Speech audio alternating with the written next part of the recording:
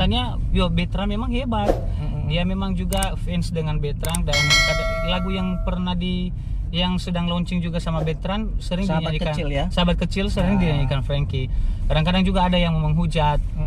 Kenapa nyanyikan lagu itu? Kenapa tidak dengan lagu sendiri? Jadi nanti dalam hati kadang juga Frankie menjawab, ini kan yang namanya sahabat, saya memang saya ngefans dengan dia, tidak bisa dipungkiri dengan itu. Dia memang senang juga dengan Betran. Iya, karena dari orang lain kita bisa belajar juga. Belajar. Walaupun mungkin kita suka dibanding-bandingkan, seakan-akan seperti rival, padahal sebenarnya dari siapapun kita bisa belajar. Iya, benar. Jadi itu saya salut sama Frankie. Jadi gitu guys, bagi netizen yang suka membanding-bandingkan kedua anak ini, sebenarnya mereka tidak perlu dibanding-bandingkan. Keduanya mempunyai ciri khas, keunikan masing-masing. Tapi Dewi Fortuna memang lagi berpihak kepada Betran karena dia berada di pusaran manajemen artis Indonesia, sehingga karirnya bisa lempang, bisa berjalan mulus. Sementara Frankie guys, dengan keterbatasannya dari biaya produksi, peralatannya, apa segala macam, pemasaran dan segalanya lah dalam keterbatasannya, tapi dia bisa juga merangkak walaupun secara termati-mati. Dan kita tadi sudah mendengarkan dari manajernya bahwa sebenarnya Frankie sedang mempersiapkan albumnya juga.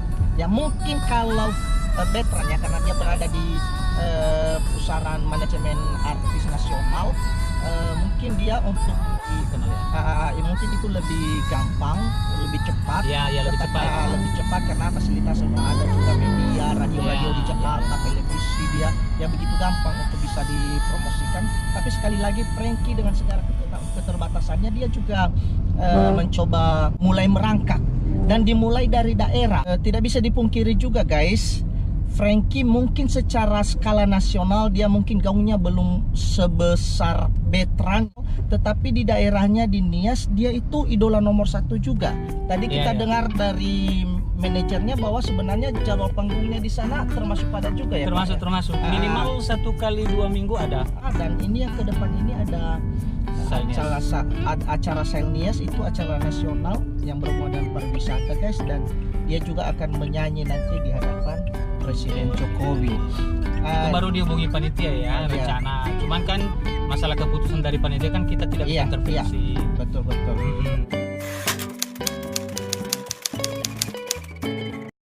Iya, kemarin dihubungi seperti itu, tapi kan yang namanya tim kreatif kan cari kos yang lebih murah, mungkin karena terlalu jauh.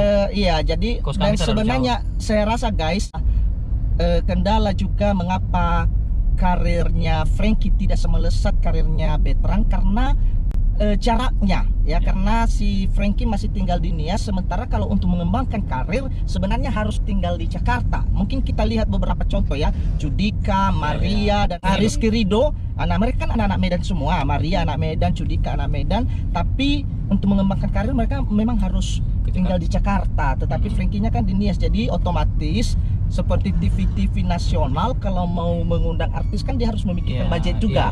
Sehingga yang berada di daerah memang susah untuk bisa mendapatkan kesempatan. Pasti muncul dari sana. Kenapa sih manajernya nggak di Jakarta aja? Belum saatnya lah kita ke Jakarta.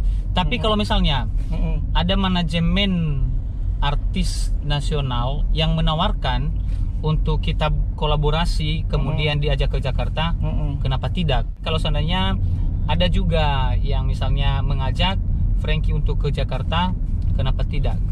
Bisa dikontak melalui Bang Edi.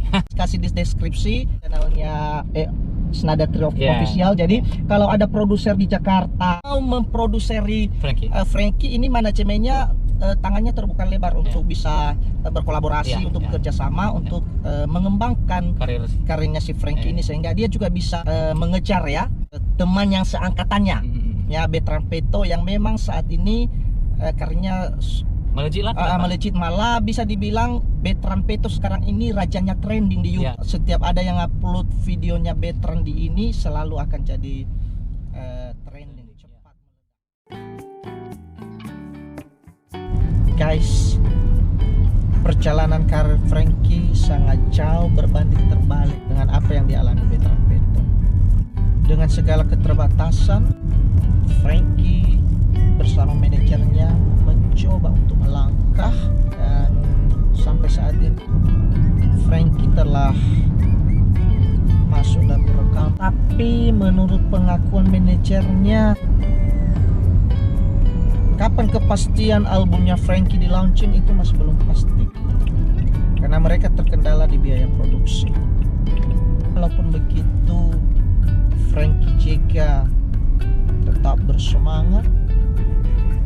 Dengan keterbatasan yang ada, mereka mencoba melangkah, mereka mencoba terus berkarya, dimulai dengan menjadi penyanyi daerah yang bisa menghibur para penggemarnya.